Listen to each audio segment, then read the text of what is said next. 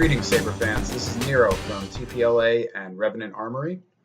Today I'm here to talk about a new acquisition of mine, something I'm pretty excited about. It's a saber installed by an up-and-coming smith named Shane Moore. His company is called Sithlord Sabers. I'll link that below so you can check out his work. He does some really excellent work. Definitely, if you have a commission in mind, definitely contact him and see what he can do. Anyway, without further ado, it is, as you can see, a Saberforged Gladius, an older version, back when it was a one-piece model. I don't know if you can see, I think you can, the cracking effect. I believe it's usually achieved by a Dremel or some similar instrument, just kind of digging a very fine groove into the metal itself, as well as, of course, weathering. This was basically just a hilt he had and offered as a commission. And naturally, I'm a big fan of the old Saberforged Gladius. I've been thinking about picking one up anyway, so I took him up on it. Figured, it's good. He seemed like a pretty responsible, you know, potential smith that really wants to do things the right way. He's taking his time. He's trying to get practice in. He's trying to get his work out there, which I respect. I think that's a good way to do it. I think being cautious and honest and all those things it's definitely a good way to go about your business. Anyway, long story short, I talked to him about it. He offered a sound install with a Nanobiscot V4, which is a pretty solid board these days. I remember the Nanobiscot used to just kind of have the bare bones, and at this point, it's definitely come a long way. So I agreed. I talked to him about getting an install with a Tri-Rebel LED. It's a cyan white. The two cyans are used for the main blade color. The white's used for the flash on clash. It's a color I was a big fan of ever since I installed a single Rebel version of my own in one of my hilts. It's definitely a little bit on the green side, but it's a nice, unique, kind of greenish cyan. You could compare it to maybe Sunrider's Destiny from Ultra Sabers or something along those lines, a mint green, somewhere in there. Everybody's eyes are a little different. Anyway, me being a green fan, that was kind of a no-brainer.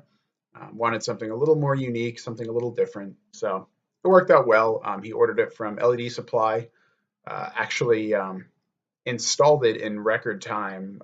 Really just impressive how quickly he got it out. The only thing we waited on was the actual LED from LED Supply, and that was because it was a custom one. So that's not surprising or disappointing at all. Anyway, I'll show you the guts before I turn it on. Well, I'll let it speak for itself, but I find that he does extremely clean work. You can see the board there. This is the chassis that holds this speaker nice and tight, along with a recharge port, soundboard, easy access to the SD card there.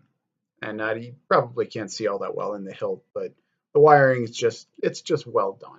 It's all very neat, very organized, very clean. No excess. I mean, I could, I definitely am taking a page out of his book and trying to learn to, reach that level. But definitely good work for someone starting out on, the road to becoming a smith. So I'm very pleased that way, and I'll definitely contact him in the future. But anyway, this has 3 fonts on it. The first, I don't remember what's on here right now. So the 3 fonts are actually Spitfire by Mad Cow. It's an unstable light side font, kind of like a Kylo Ren reversal, which I thought was cool. It's actually an idea I've been a little bit into because I actually cosplayed a light side Kylo Ren at New York Comic Con last year. So it's a very cool sound font. There's also Mantle of the Force. I'm sure most of you have played KOTOR, Knights of the Old Republic. That was a crystal in that game. It was a cyan color. very rare crystal. So I figured that was perfect for this. That's by Lord Blaco.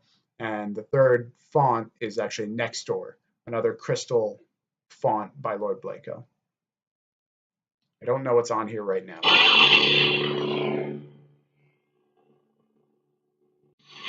I think that's Next Door.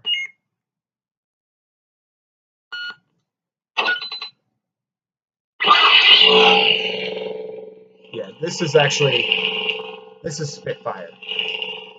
You can hear the unstable sound to it. You can probably see the flicker on the wall there. It doesn't show off the color very well. It looks much more blue. Looks much more blue on camera than it really is in real life. Definitely more of a green color, but either way, very nice. So this is Mantle of the Force. I'm a big fan of this. It's got a cool kind of energetic feel to it. Little different, you know. I like Lord Blaco's Crystal series. They're really all his fonts they're unique enough, but they're still lightsaber fonts. They sound like a lightsaber, but they're distinct. So it's kind of a nice blend of, you know, trying new things, but also keeping that same classic feel.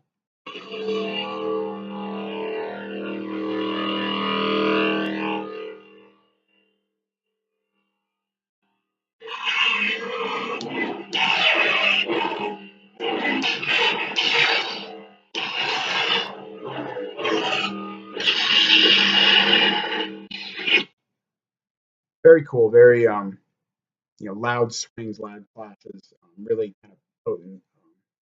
A lot of like reverb on the hum itself, I guess. Just a really neat, unique sounding font.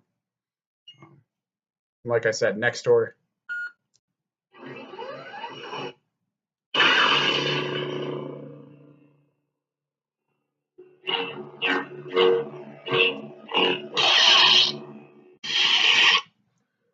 That one's a little bit more of a standard, I guess, sound font for a lightsaber. Good, solid font. Very clean, very well engineered, but a little bit more classic sounds. Stuff you would recognize. Pretty middle of the road. It could work on just about any saber, which is kind of cool. Anyway, I'll cut this short. Stop blabbing. If you have any questions, feel free to contact me. I'm on Facebook. I'm on forums. Saber Forum, the TPLA forum, of course, et cetera, et cetera. You can check out our pages on Facebook. We have the Learners in Exile page, or you could just post here in the comments, discussions, thoughts, questions, criticisms. All ideas are welcome. But anyway, until next time, I'll catch you guys later, and may the Force be with you all.